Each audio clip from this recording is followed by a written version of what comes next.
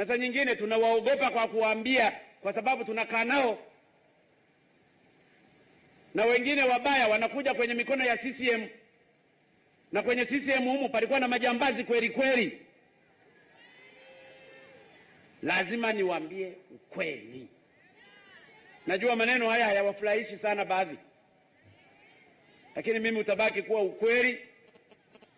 Siku mkiamua nikimaliza urais wangu mnifukuze CCM, mtanifukuza, nitaenda Chato, nitakuwa nachunga mbuzi basi, lakini ukweli utabaki kuwa ukweli. Ni lazima tubadilike hata ndani ya chama,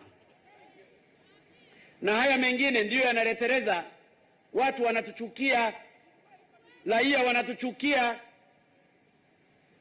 Nimefika kijiji kimoja pale, nimekuta mama mmoja kipofu,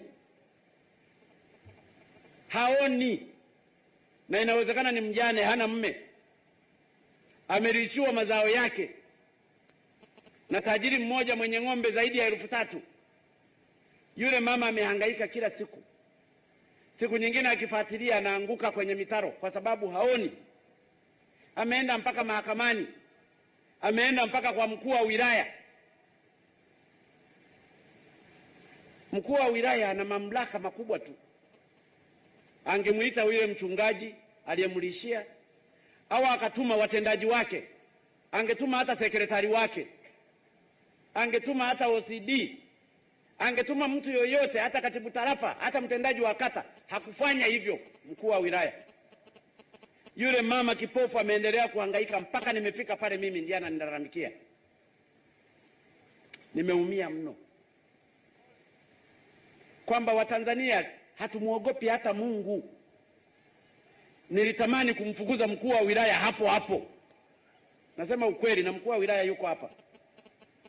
Nilitaka nimfukuze leo. Roho wa Bwana akaniambia, bana, tunaambiwa kusamehe 70 mara 70. Ni matumaini yangu sasa atakwenda kulishughulikia hilo. Nasema ukweli ndugu zangu, mimi sifichi. Leo huyu alikuwa na ukosa UDC,